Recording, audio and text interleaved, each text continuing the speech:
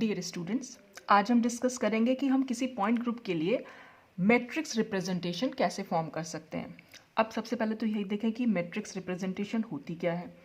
तो इसको अगर हम डिफाइन करना चाहें तो a collection of matrices corresponding to every symmetry element present in a point group is referred to as the matrix representation of a point group. किसी भी पॉइंट ग्रुप के लिए जितने उस पॉइंट ग्रुप में जितने भी सिमेट्री एलिमेंट्स प्रेजेंट हैं और उनकी जितनी भी कॉरस्पॉन्डिंग मैट्रिसेस होती हैं, जैसे कि हमने लास्ट वीडियोज़ में एक्सप्लेन भी की थी कि हम सी एन एक्सिस के लिए कैसे बना सकते हैं, एस एन एक्सिस के लिए कैसे बना सकते हैं मैट्रिक्स, ई के लिए या फिर सिग्मा के लिए हम जो भी आई के लिए बन रही थी। तो ये डिफरेंट डिफरेंट एलिमेंट्स के जो मैट्रिक्स बन के आ रही थी, तो अब हमें सिर्फ इतना चेक करना है कि उस पॉइंट ग्रुप में कौन कौन से सिमेट्री एलिमेंट्स प्रेजेंट हैं और उनकी कौन कौन सी मैट्रिसेस बन सकती हैं। तो बस उन सब मैट्रिसेस को मिलाकर, यानी उनका जो कलेक्शन होगा, बस उसी को हम बोल देते हैं matrix representation of a point group. अब सबसे पहले वो मैट्रिक्स रिप्रेजेंटेशन के कुछ करेक्टरिस्टिक्स हैं, या ये कहना चाहिए कि कुछ मैथमेटिकल रूल्स हैं जिन्हें इस मैट्रिसेस को फॉलो करना चाहिए। एक्चुअल में जो ग्रुप थ्योरी में जब हमने ग्रुप्स पढ़े थे, पॉइंट ग्रुप्स के लिए जो 4 मैथमेटिकल रूल्स हमने लगाए थे, तो अगर कोई भी पॉइंट ग्रुप उन 4 मैथमेटिकल रूल्स को फॉलो कर रहा था तो हम बोल रहे थे कि वो एक पॉइंट ग्रुप कहलाएगा। ठीक ऐसे ही वही सेम मैथमेटिकल रूल्स हैं जो इन मैट्रिक्स रिप्रेजेंटेशंस पर भी लागू होंगे, और अगर ये फॉलो करेंगे मैट्रिक्स तो हम कहेंगे कि वो एक मैट्रिक्स रिप्रेजेंटेशन है। तो यहाँ आप देख लेते हैं क्या क्या वो रूल थे, एक बार फिर से हम रिमाइंड कर लेते हैं, पहले से तो हमने पढ़ा ही हुआ है। तो matrix representations of point groups should obey the following mathematical rules. कौन से रूल्स हैं? तो सबसे पहला रूल, जैसे कि वहाँ पॉइंट ग्रुप में पहला रूल था, वही पहला रूल यहाँ पर भी है। The product of any two matrices and the square of any matrix belonging to the point group should also be a matrix that belongs to the point group. मतलब क्या हुआ, जैसे कि हम वहाँ पर पॉइंट ग्रुप में जब हम डिफाइन कर रहे थे इसको, तो हम ये कह रहे थे कि वहाँ पर अगर कोई एक एलिमेंट है, ठीक, और अगर एक कोई दूसरा एलिमेंट है, इन दोनों एलिमेंट का जो भी प्रोडक्ट निकल के आएगा तो ये प्रोडक्ट भी उस पॉइंट ग्रुप का एलिमेंट होना चाहिए। और यही बात यहाँ पर भी लिखी हुई है कि अगर ये ए कोई मैट्रिक्स है और बी कोई मैट्रिक्स है और इन दोनों मैट्रिक्स का जो भी प्रोडक्ट निकलेगा, तो जो भी मैट्रिक्स यहाँ बन के आएगी वो मैट्रिक्स भी उस पॉइंट ग्रुप के रिप्रेजेंटेशन में होनी चाहिए। ठीक है, यानी उसकी पॉइंट ग्रुप में वो मैट्रिक्स प्रेजेंट होनी चाहिए। और दूसरा था कि इसका स्क्वायर करेंगे, कि अगर हम ए का स्क्वायर करें तो जो इनके स्क्वायर से जो भी हमारा प्रोडक्ट निकल के आएगा यहाँ पर, वो हमारा प्रोडक्ट जो है उस यानी जो भी मैट्रिक्स यहाँ पर बन के आएगी वो मैट्रिक्स भी उस पॉइंट ग्रुप में होनी चाहिए। ठीक है, अच्छा, दूसरा रूल क्या था? There should be one matrix which when combined with any other matrix leaves that matrix unchanged. जैसे कि हम ग्रुप में बात कर रहे थे कि पॉइंट ग्रुप में एक एलिमेंट ऐसा ज़रूर होना चाहिए, जैसे वहाँ पर वो था ई, यानी आइडेंटिटी जो होती है, आइडेंटिटी एलिमेंट को अगर हम किसी भी एलिमेंट से मल्टीप्लाई करें तो हमेशा वही एलिमेंट निकल के आ जाता है। तो यही बात यहाँ पर भी बताई गई है कि यहाँ पर भी एक ऐसी मैट्रिक्स ज़रूर होनी चाहिए कि अगर हम उसे किसी भी मैट्रिक्स से मल्टीप्लाई करें या प्रोडक्ट देखें उसका, तो वो प्रोडक्ट में हमें वही मैट्रिक्स जो है वापस मिलनी चाहिए। फिर था number 3, associative law should hold good. Associative law, जैसे जब हम पॉइंट ग्रुप एलिमेंट्स पढ़ रहे थे तो हम वहाँ पर एक लॉ देख रहे थे, एसोसिएटिविटी लॉ। तो इसको हम इस तरह से दिखा सकते हैं। तो यहाँ पर हमने क्या करा, यहाँ पर हम क्या कर रहे थे, पहले ए और बी का प्रोडक्ट देख ले रहे थे और उसके बाद जो भी ए बी का प्रोडक्ट निकल के आएगा फिर उस पर हम ये सी का प्रोडक्ट, मतलब हम इन दोनों का प्रोडक्ट देखेंगे कि क्या निकल के आ रहा है। और चाहे तो हम इसको ऐसे कर लें, चाहे हम बी और सी का प्रोडक्ट पहले निकाल लें और फिर ए के साथ उसका प्रोडक्ट निकालें, तो दोनों का आंसर जो है सेम होना चाहिए। तो वही बात यहाँ पर भी बता रखी है कि अगर ये एक मैट्रिक्स है और ये एक मैट्रिक्स है, इन दोनों मैट्रिक्स का जो भी यहाँ प्रोडक्ट है और फिर इससे अगर हम उसको मल्टीप्लाई करें तो हमारे पास सेम आंसर आना चाहिए, जो हमें बी और सी मैट्रिक्स को मल्टीप्लाई करके और फिर इन दोनों के प्रोडक्ट से जो आंसर हमारा या जो मैट्रिक्स हमें मिल रही थी वो सेम मैट्रिक्स यहाँ पर मिलनी चाहिए। और नंबर 4 है, the inverse of every matrix of the point group should also be present in the representation for that point group. यानी कि किसी भी मैट्रिक्स की इन्वर्स, जैसे एलिमेंट के अगर हम बारे में बात कर रहे थे कि अगर ये एक कोई एलिमेंट है और इसका इन्वर्स हुआ सपोज ये, और इनका आंसर जो होता है वो हमेशा ई होता है, आइडेंटिटी होता है। किसी भी एलिमेंट को अगर हम उसके इन्वर्स से मल्टीप्लाई करें तो हमेशा ई आंसर आता है। तो अगर हमें इन्वर्स को पहचानना है तो हम कैसे पहचानेंगे कि अगर उन दोनों को मल्टीप्लिकेशन हमारा ई आ रहा है तो दोनों एक दूसरे के लिए इन्वर्स होंगे। तो यही बात हम मैट्रिक्स के लिए भी बोलेंगे कि अगर ये कोई मैट्रिक्स है तो मैट्रिक्स का जो इन्वर्स है वो भी उस पॉइंट ग्रुप में प्रेजेंट होना चाहिए। एक तो यही बात है, और इन दोनों का जो मल्टीप्लिकेशन है वो ई आना चाहिए। तो हमें मालूम पड़ जाता है कि ये दोनों एक दूसरे के इन्वर्स हैं। तो अगर हमें इन्वर्स निकालना है तो बस हम दोनों को मल्टीप्लाई करके देख लेंगे और वो उसका आंसर जो है वो आइडेंटिटी एलिमेंट आना चाहिए। एलिमेंट के केस में यहाँ पर है कि वो मैट्रिक्स आनी चाहिए। तो रूल जो ये कहता है, रूल ये कहता है मैट्रिक्स के कंसर्न में कि ये जो मैट्रिक्स है और जो इसका इन्वर्स मैट्रिक्स होगी, ये दोनों मतलब ये जो इन्वर्स है ये भी उस पॉइंट ग्रुप के मैट्रिक्स के में प्रेजेंट होनी चाहिए। मतलब मैट्रिक्स रिप्रेजेंटेशन हम दिखाएंगे, ये वाली मैट्रिक्स भी वहाँ प्रेजेंट होनी चाहिए। तो ये तो कुछ रूल्स थे। तो आप चाहें तो पहले इसका स्क्रीनशॉट लेके रख सकते हैं कि अगर एग्जाम में आता है कि matrix representation of point groups, तो आपको ये सब कुछ वहाँ पर लिखना है। पहले matrix representation of point group क्या होती है, फिर उसके कैरेक्टरिस्टिक्स, और फिर हम ये जो 4 रूल्स हमने यहाँ दिए हैं इनमें से कोई भी 2 या 3 रूल्स, जैसे मैंने अभी आगे आपको इसको पूरा शो करके दिखाऊंगी कि कैसे हम ये रूल्स की यहाँ पर बात कर रहे हैं, कैसे हम इनको प्रूफ कर सकते हैं। तो वो 1-2 रूल्स को आप प्रूफ करके दिखा दीजिए और फिर किसी एक पॉइंट ग्रुप का एग्जाम्पल, मैंने भी यहाँ पर एक एग्जाम्पल लिया हुआ है, बस उस तरह से, बस उतना आपके लिए काफ़ी है कि matrix representation of point groups अगर शॉर्ट नोट में या लॉन्ग में भी आ जाता है तो आपको इतना ही लिख कर आना है। ठीक है, तो ये तो हुआ matrix representation of point groups. अब हम यहाँ पर अब हम इसको डिफाइन कैसे कर सकते हैं। Thus the collection of matrices corresponding to each symmetry element of a point group which obeys all the 4 mathematical rules for the formation of a group and produces a GMT यानी कि group multiplication table identical to that derived from the symmetry operations is called a matrix representation of a point group। फिर वही बात हुई, वही matrices का collection जो कि हम हर symmetry elements के लिए बना रहे हैं। तो वो सारे जो matrices हमारे बन के आ रहे हैं वो सारे के सारे 4 mathematical rules को follow करने चाहिए। और जिस तरह से हम ग्रुप में ग्रुप मल्टीप्लिकेशन टेबल बना रहे थे पॉइंट ग्रुप की 2 एलिमेंट्स को मल्टीप्लाई करके, ऐसे ही यहाँ पर हम मेट्रिसेस के लिए भी ग्रुप मल्टीप्लिकेशन टेबल फॉर्म कर सकते हैं 2 मैट्रिक्स को मल्टीप्लाई करके। तो यहाँ पर जो हमने एग्जाम्पल लिया है वो वाटर मॉलिक्यूल, बहुत ही सिंपल सा मॉलिक्यूल है और बहुत इजीली आपको समझ में भी आ जाएगा इसमें कि मैट्रिक्स कैसे हम फॉर्म कर रहे हैं या मैट्रिक्स रिप्रेजेंटेशन हम कैसे इसका दिखा सकते हैं। तो H2O का जो पॉइंट ग्रुप होता है वो C2V और C2V में अब तक तो आपको पता ही होगा, अगर आपने प्रीवियस वीडियोस फॉलो किए हैं तो आपको मालूम होगा कि इसमें कौन कौन से सिमेट्री एलिमेंट्स प्रेजेंट होते हैं। E C2 जो हमने Z एक्सिस के अलॉन्ग मानी है, सिग्मा XZ और सिग्मा YZ। तो ये हमारा वाटर का मॉलिक्यूल है। ये यहाँ पर मैंने एक्सिस को शो किया हुआ है, ये Y एक्सिस, Z एक्सिस और X एक्सिस। X एक्सिस आपकी तरफ आ रही है इस तरह से, Y और Z जो है वो प्लेन में है और X एक्सिस जो है वो आपकी तरफ आती हुई। अब अगर हमें कोई कहे कि इसका मैट्रिक्स रिप्रेजेंटेशन बनाना है तो हमें क्या करना है, इन जितने भी ये सिमेट्री एलिमेंट्स यहाँ पर दिए हुए हैं बस इनका मैट्रिक्स को बना देना है। और इनके मैट्रिक्स को तो मैं पहले ही डिस्कस कर चुकी हूँ आपसे पहले वाले वीडियोज़ में, तो वहाँ से आप देख सकते हैं कि कैसे ये मैट्रिक्स निकल के आई है। तो बस हमने इन सब के मैट्रिक्स बना दिए। तो ये जो पूरा का पूरा आया इसी को हम बोल देते हैं this is the matrix representation of C2V point group. तो बस आपने सिर्फ जितने भी सिमेट्री एलिमेंट्स वहाँ प्रेजेंट हैं उनकी मैट्रिसेस को बना देना और वही उसका मैट्रिक्स रिप्रेजेंटेशन कहलाएगा। तो जैसे यहाँ पर E के लिए हमें बनाना है, E के लिए मैंने आपको बताया ही था, E जब भी हम कभी बनाएंगे तो X Y और Z एक्सिस में वहाँ पर कोई भी चेंज नहीं होगा। यहाँ पर हमने एक पॉइंट लिया था और आपको अगर ध्यान हो तो पॉइंट के कोऑर्डिनेट्स हमने देखे थे X1 Y1 Z1 और फिर उस पर हमने ये सारे ऑपरेशंस अप्लाई करके देखे थे और फाइनल पोजीशन हमारी X2 Y2 Z2 थी, उसमें क्या चेंजेस आए थे बस वो चेंजेस हमने यहाँ पर नोट किए हुए हैं। तो E में जब हम देखें तो उस पॉइंट के जो X1 Y1 Z1 थे वहाँ पर कोई चेंज नहीं आया था। तो इसलिए हमने X Y और Z की, मैंने आपको बता भी चुकी हूँ पहले भी कि ये X की पोजीशन होती है, ये Y की और ये Z की। तो X Y और Z की पोजीशन में कोई चेंज नहीं आया था तो इसलिए हमने उसके लिए 1 1 1 लिखा, वो एज इट इज़ ही रहे थे। ठीक है। और C2Z में क्या होता है, मैंने आपको ये तरीका भी बताया था, एक तो पूरा एक्सप्लेनेशन समझाई हुई है वो प्रीवियस वीडियो में आप जाके देख सकते हैं, लेकिन आपको बहुत जल्दी से अगर लिखना है C2 के लिए स्पेशली तो आप क्या कर सकते हैं, जो भी एक्सिस यहाँ पर लिखी हुई है बस उस एक्सिस की जगह तो आपको +1 लिखना है और बाकी दोनों एक्सिस की जगह आपको -1 लिख देना है। तो यहाँ -1, ये -1 और ये 1। अब ये क्यों करते हैं ये सब मैं प्रीवियस वीडियो में एक्सप्लेन कर चुकी हूँ। यहाँ पर मैं सिर्फ शॉर्ट ट्रिक कि आपको जल्दी से आपको कैसे लिखना है।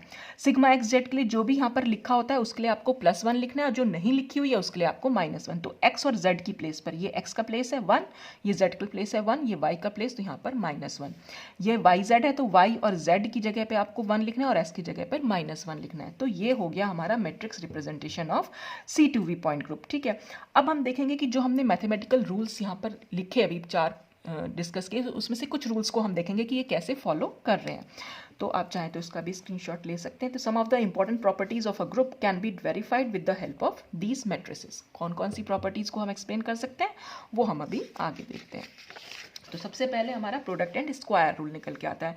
प्रोडक्ट रूल हमारा क्या बोल रहा था कि अगर हम किसी भी 2 एलिमेंट्स को मल्टीप्लाई करेंगे तो उनका जो भी ये प्रोडक्ट निकल के आएगा वो प्रोडक्ट भी उस पॉइंट ग्रुप का मैट्रिक्स होनी चाहिए। तो यहाँ पर इन दोनों का प्रोडक्ट हमारा ई एलिमेंट निकल के आया, और ई एलिमेंट तो पॉइंट ग्रुप में प्रेजेंट होता ही है।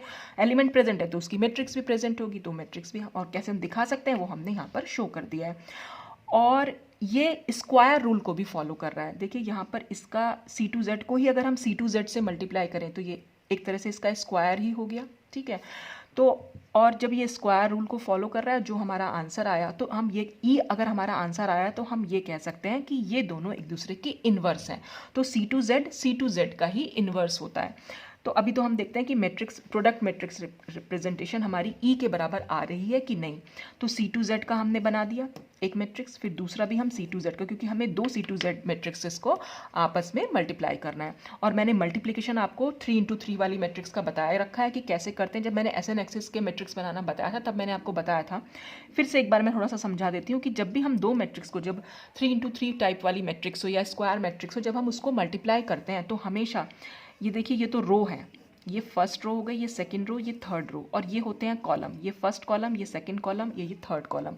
तो हम हमेशा रो को कॉलम से मल्टीप्लाई करते हैं। पहली मैट्रिक्स की रो ले लेंगे, दूसरे मैट्रिक्स की कॉलम ले लेंगे। तो अब हम क्या करेंगे, फर्स्ट रो को फर्स्ट कॉलम से मल्टीप्लाई करेंगे। अच्छा, इनको जो मल्टीप्लाई करने का रिजल्ट आएगा वो हमारा ये वाला रिजल्ट होगा। ठीक है, फिर हम फर्स्ट रो को सेकंड कॉलम से मल्टीप्लाई करेंगे और इसका जो रिजल्ट आएगा वो हम सेकंड पोजीशन पर लिखेंगे। फिर हम फर्स्ट रो को थर्ड कॉलम से मल्टीप्लाई करेंगे और जो रिजल्ट आएगा वो हम यहाँ पर लिखेंगे। अब कैसे मल्टीप्लाई कर रहे हैं, मल्टीप्लाई करने पर अगर हम रो का फर्स्ट एलिमेंट ले रहे हैं तो कॉलम का भी फर्स्ट एलिमेंट, मतलब फर्स्ट एलिमेंट से इसके फर्स्ट एलिमेंट को मल्टीप्लाई करना है। रो के सेकंड एलिमेंट से कॉलम के सेकंड एलिमेंट को मल्टीप्लाई करना है, और रो के थर्ड एलिमेंट से कॉलम के थर्ड एलिमेंट को मल्टीप्लाई करना है। तो अब आप देखिए, यहाँ अगर हम -1 को -1 से मल्टीप्लाई करेंगे तो आंसर हमारा 1 आएगा। ठीक है, तो हमने लिख लिया 1। फिर 0 को 0 से मल्टीप्लाई करेंगे, आंसर आएगा 0। तो 1 में हमें 0 को ऐड करना है, तो 1 में 0 ऐड करेंगे तो 1 ही आंसर आएगा। फिर 0 को 0 से मल्टीप्लाई करेंगे, फिर से हमें 0 ऐड करना है, तो 1 + 0 + 0, इसका मतलब इसका जो रिजल्ट निकलेगा वो 1 + 0 + 0 निकलेगा, तो जिसका आंसर हमारा सिर्फ 1 निकल के आया। ठीक है, इस तरह से हम इसको मल्टीप्लाई कर रहे हैं। फिर हम इसे फर्स्ट रो को सेकंड कॉलम से मल्टीप्लाई करेंगे, तो -1 को 0 से मल्टीप्लाई करेंगे तो 0 आएगा, 0 को -1 से करेंगे तो 0 आएगा, 0 को 0 से करेंगे तो 0 आएगा। तो 3 0 हमारे पास आ जाएंगी जिनको हमें ऐड करना है, और 0 को ऐड करने पर तो 0 ही आएगा, तो यहाँ पर 0 आ गया। फिर ऐसे ही इसी को हमने इससे मल्टीप्लाई करना है, तब भी हमारा 0 ही आएगा। -1 को 0 से करेंगे तो 0 आएगा, 0 को 0 से करेंगे तो 0, 0 को 1 से करेंगे तो हमारा 0। तो इस तरह से हम ये मल्टीप्लिकेशन यहाँ पर देख सकते हैं। तो जब अब हम देखेंगे जो हमारी ये रिजल्टेंट मैट्रिक्स निकली है, क्या वो ई है, और वाकई में वो ई है। ई तो होती है ये, जहाँ पर हम x, y और z की जगह पर 1 1 1 लिखते हैं, यानी ये यूनिट मैट्रिक्स होती है और ये आइडेंटिटी मैट्रिक्स कहलाती है। तो the product matrix correspond to E. तो ये हमारा प्रोडक्ट रूल जो है यहाँ पर फॉलो हो रहा है, और ये वाली ई जो मैट्रिक्स है वो C2V पॉइंट ग्रुप में प्रेजेंट भी है। ठीक है, अब हम देखते हैं सेकंड। इसमें हमने सेकंड में क्या कर रहे हैं, हम इसमें हमने C2Z एक एलिमेंट ले लिया, दूसरा एलिमेंट सिग्मा XZ जो कि उसी ग्रुप का एलिमेंट है। अच्छा, इन दोनों का जब हम मल्टीप्लाई कर रहे हैं तो हमें थर्ड एलिमेंट मिल रहा है। तो ऐसे ही जब हम इनकी मैट्रिक्स को मल्टीप्लाई करेंगे तो हमें ये जो तीसरी हमें जो प्रोडक्ट मिल रहा है, एक्चुअली जो प्रोडक्ट मैट्रिक्स मिल रही है वो भी उस पॉइंट ग्रुप के रिप्रेजेंटेशन में होनी चाहिए, और सिग्मा YZ की प्रेजेंटेशन में तो है ही। हमारी मैट्रिक्स हमने ऑलरेडी यहाँ पर शो भी किया हुआ है, सिग्मा वाई जेड यहाँ पर ऑलरेडी प्रेजेंट है। तो बस हमने C2Z की मैट्रिक्स लिखी, फिर सिग्मा XZ की मैट्रिक्स लिखी, फिर इन दोनों को मल्टीप्लाई किया और जो मैट्रिक्स हमारे पास आई वो सिग्मा वाई जेड की थी और वो ऑलरेडी उस पॉइंट ग्रुप की रिप्रेजेंटेशन में प्रेजेंट थी। ठीक, ऐसे ही हम सिग्मा वाई जेड और सिग्मा XZ को करेंगे, फिर इस तरह से मल्टीप्लीकेशन करके तो हम ये प्रोडक्ट रूल और स्क्वायर रूल को यहाँ पर दिखा सकते हैं। अब आता है इनवर्स रूल।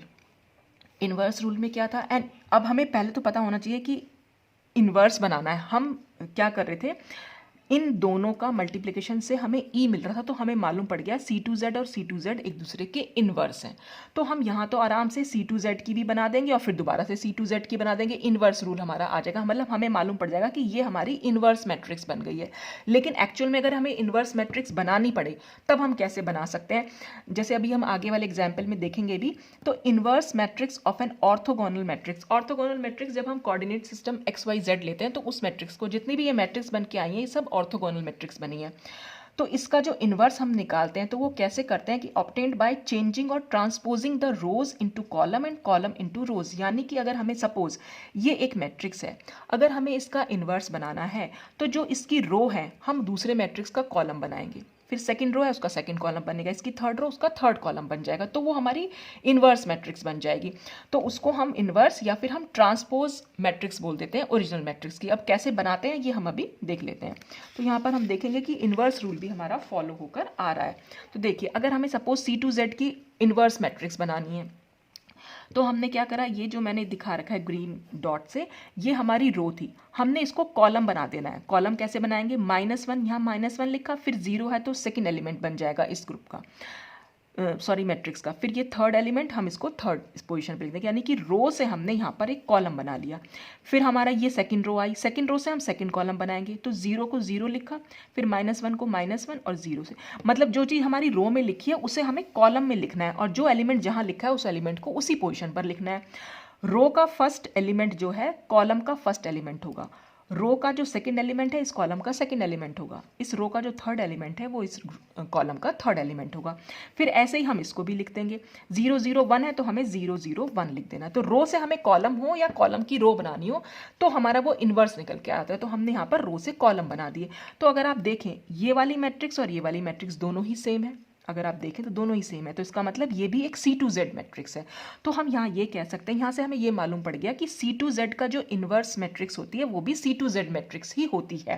और इन दोनों को आप मल्टीप्लाई करेंगे तो आंसर आपका E आएगा। इससे भी हमें मालूम पड़ जाता है कि दोनों मैट्रिक्स एक दूसरे की जो है वो इन्वर्स मैट्रिक्स हैं। ठीक, इसको बहुत अच्छे से आप समझ सकते हैं यहाँ पर, जब हम C31 और C32 ये भी दोनों एक दूसरे के इन्वर्स हैं एलिमेंट्स के फॉर्म में। अगर हम देखें मैट्रिक्स भी अभी हम देखेंगे, मैट्रिक्स में भी आप इसको दिखा सकते हैं कि कैसे हम इसको बना पाएंगे। ठीक है, अच्छा अब हम यहाँ पर क्या कर रहे हैं, तो ये जो ऊपर के लिए लिखा है the row of C2Z matrix change into column of the product matrix is indicated above, ये तो हमने ऊपर दिखाई दिया है इसको। ठीक है, अब इसी में अगर हम यहाँ पर the inverse property can be best illustrated by taking matrices of C3 point group.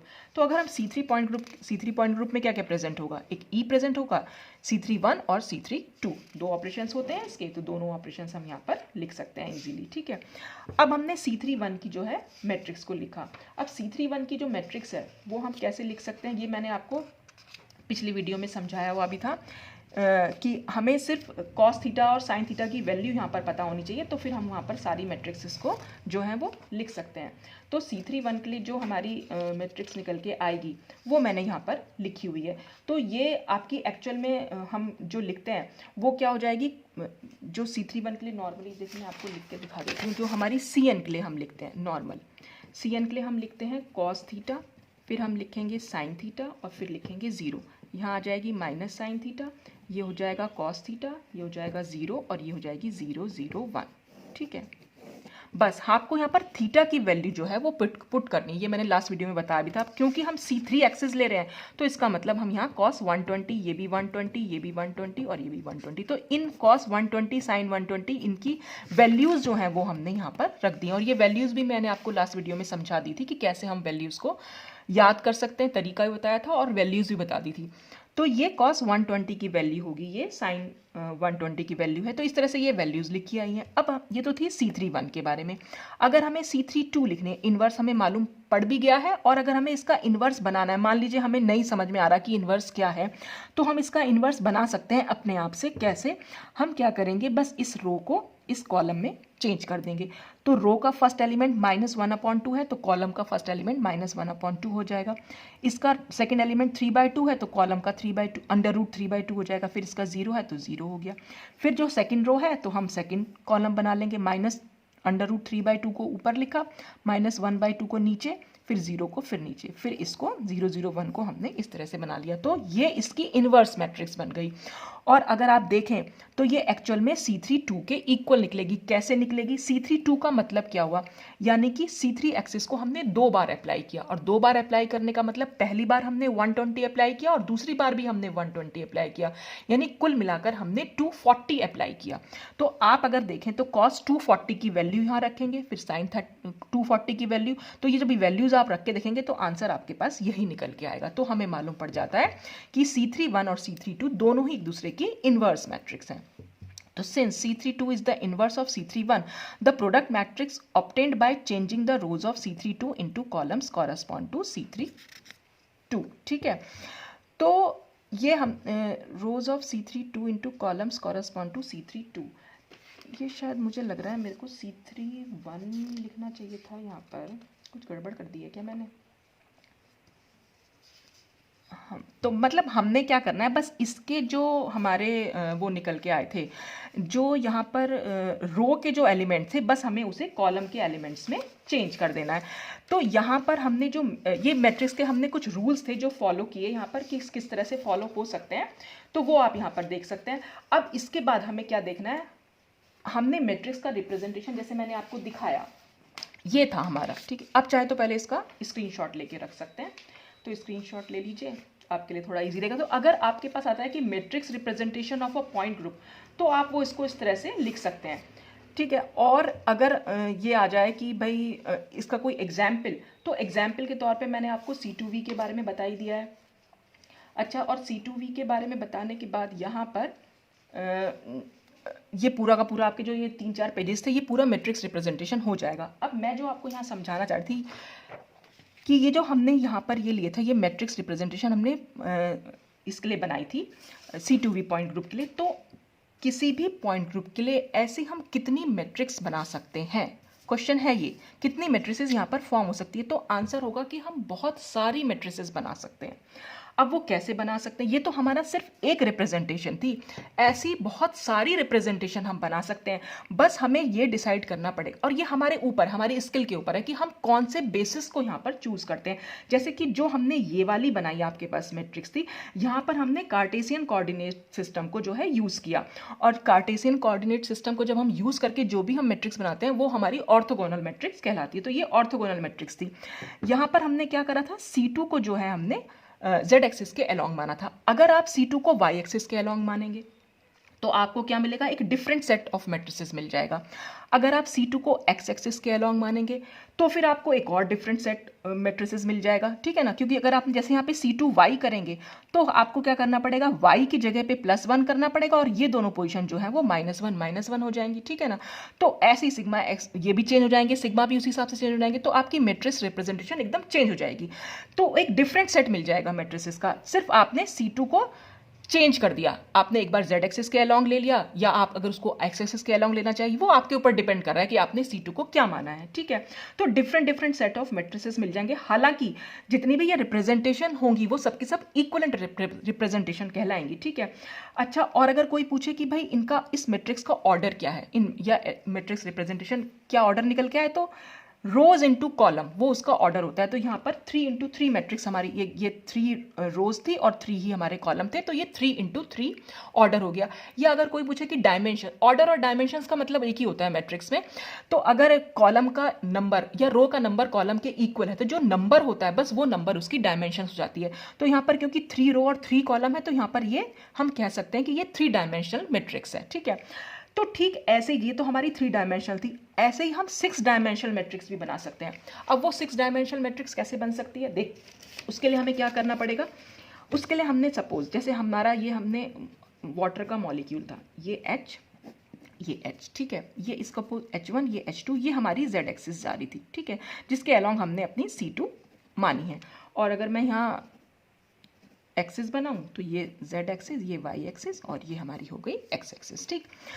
अच्छा, अब हम इसको 6 डायमेंशन में कैसे चेंज कर सकते हैं? इसमें हम क्या करेंगे, ये हमने H1 और H2 हैं, इसके कोऑर्डिनेट्स को फिक्स कर देंगे। इसकी कोऑर्डिनेट्स को कैसे फिक्स कर सकते हैं? ये हमने इसके Z एक्सिस, ये इसके लिए Y और ये हमारी X, तो हमने इसको ये नंबर 2 मॉलिक्यूल है तो हमने इसको Z2, ये Y2 और ये हमारा X2, ऐसे ही हमने इसकी कोऑर्डिनेट्स को भी फिक्स कर दिया। ये हो गया, ये हो गया और ये हो गया, तो हमने इसके लिए लिखा Z1 और ये लिखा Y1 और ये लिखा X1। तो हमने इन दोनों की जो एटम्स थे इन दोनों की कोऑर्डिनेट्स को फिक्स कर दिया। तो अब हमारे पास जो डायमेंशंस हो जाएंगी वो 6 डायमेंशंस। कैसे निकल के देखिए, रिजल्ट भी आएगा अभी आपके सामने। फिर हम क्या करेंगे, फिर हम एक एक ऑपरेशंस को इन पर अप्लाई करेंगे और फिर इन कोऑर्डिनेट्स में चेंज देखेंगे कि चेंज क्या हो रहा है।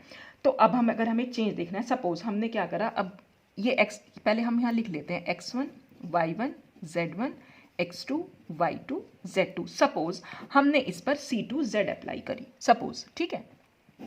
तो अब हम देखेंगे कि C2 अप्लाई करने के बाद x1 की नई पोजीशन क्या बन के आई, ठीक है।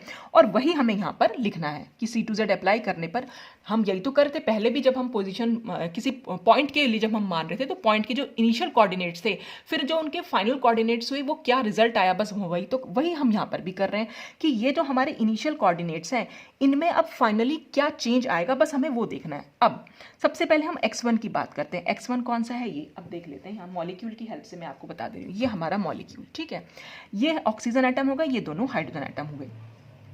अब यहाँ पर जो हम कोऑर्डिनेट्स की बात कर रहे हैं, जो इसका x1 है और जो इसका x2 है, एक्चुअल में क्या है, वो दोनों इस तरह से खड़े हुए आपकी तरफ आ रहे हैं, ठीक है। बाकी y है इस तरह से जा रहा है, z ऐसे जा रहा है, ऐसे इसका भी y ऐसे जा रहा है और इसका z ऐसे जा रहा है, लेकिन जो x है वो आपकी तरफ आ रहा है। और उसको अगर मैं दिखाना चाहूँ तो देखिए मैं कुछ इस तरीके से दिखा सकती हूँ। ये हमारा,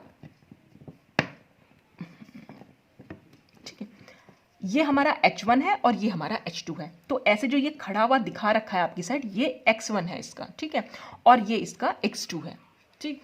अब हम देखेंगे कि x1 और x2 कोऑर्डिनेट्स में क्या चेंजेस होते हैं जब हम C2 अप्लाई करेंगे। और ये हमारी z एक्सिस है, z एक्सिस के C2 अलोंग हमें क्या करना है, z एक्सिस के अलोंग हमने C2 को माना है, तो यानी हमारी C2 हो गई ये।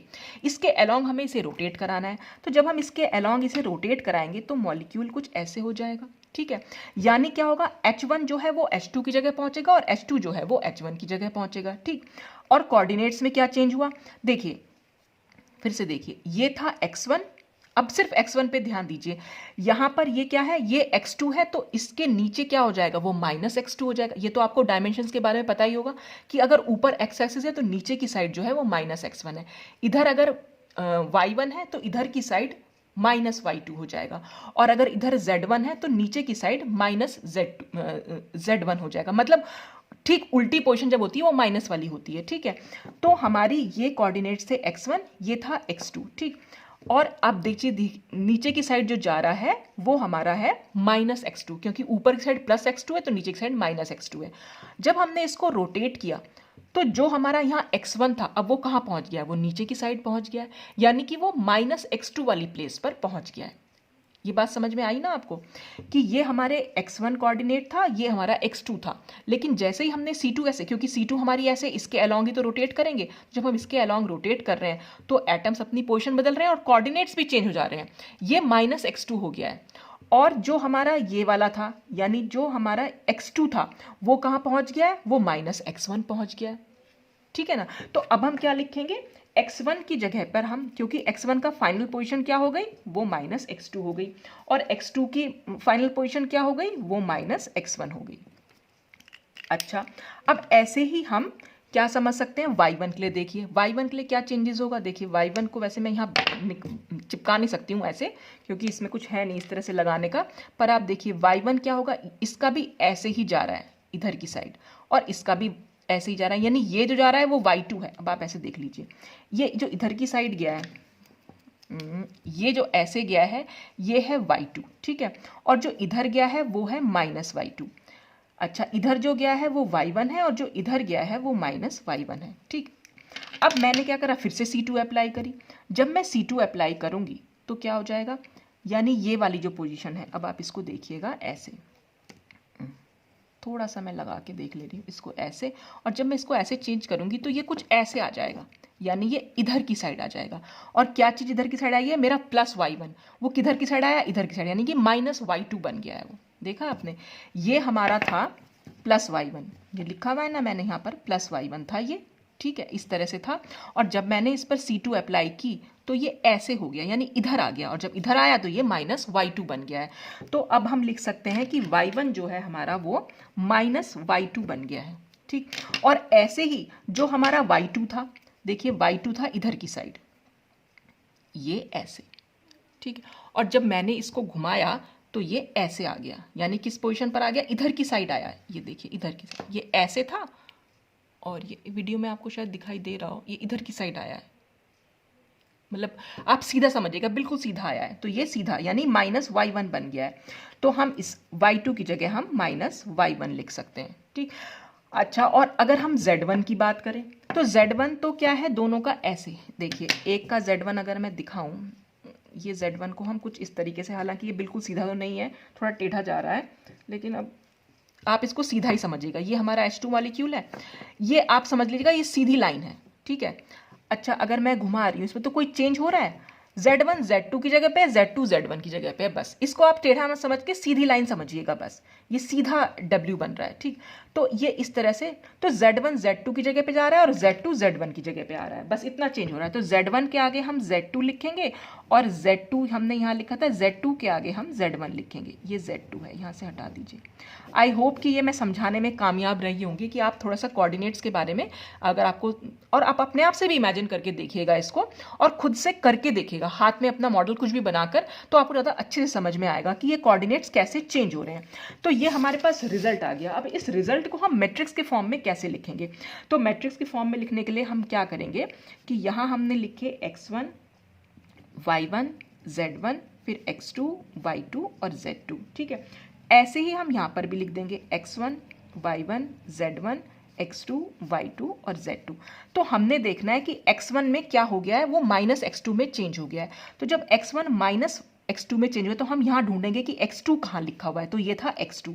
और x2 के नीचे, क्योंकि चेंज जब हो रहा है तो हम 1 लिखते हैं, लेकिन अगर रिवर्स चेंज हो रहा है तो हम -1 लिखते हैं, तो यहाँ हम -1 लिख देंगे। तो हमें ये, इससे हमें ये मालूम पड़ जाएगा कि x1 जो है फाइनल पोजीशन उसकी क्या हो गई है, -x2 हो गई है। ऐसे ही y1 -y2 हो गया, तो y1 तो हमारा ये है। अब हम देखेंगे y2 कहाँ लिखा है, y2 हमारा यहाँ लिखा हुआ है, तो y2 हमारा यहाँ लिखा हुआ है। तो अब हम क्या करेंगे, y2 क्योंकि माइनस है तो इसलिए हम इसके नीचे भी -1 कर देंगे। फिर z1 क्या हो गया, z1 हमारा z2 में चेंज हुआ है, तो z1 यहाँ है और z2 हमारा यहाँ है, और लेकिन कोई माइनस साइन तो है नहीं, पॉजिटिव ही है, तो हम इसको 1 चेंज होने के लिए हम 1 लिख देते हैं, और अगर रिवर्स चेंज है तो हम -1 लिख दे रहे हैं। ठीक है, अब आ जाते हैं हम इसमें x2 में। x2 हमारा क्या हुआ है, वो -x1 बन गया है। x2 और x1 यहाँ पर लिखा हुआ है, तो इसी के नीचे हम -1 लिख देंगे। फिर y2 हमारा क्या हो गया, वो -1 बन गया है, तो y2 और y1 के नीचे हम इसको -y1 लिख देंगे। और z2 हमारा z1 बन गया है, तो हम z के नीचे ही सिर्फ 1 लिख देंगे। ठीक है, इस तरह से ये निकल के आ जाएगा। और बाकी जितने भी एलिमेंट्स हैं यहाँ पर, ये भी 0, ये 0, ये 0, फिर 0, फिर 0, बाकी सब जगह हमें सिर्फ 0 लिखना है। अपने आप से मैट्रिक्स जो है वो बन के आ जाएगी। ये 0, ये 0, ये 0, ये 0, ये 0। ठीक है, 0 0 0 0 0, यहाँ 0, ये भी 0, इसके नीचे 0,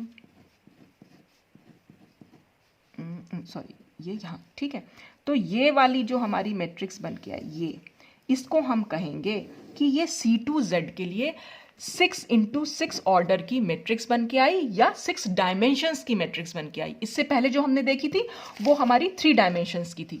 ठीक है, और अब हमारी क्या बन के आ गई, 6 × 6 डायमेंशंस की बन के आ गई।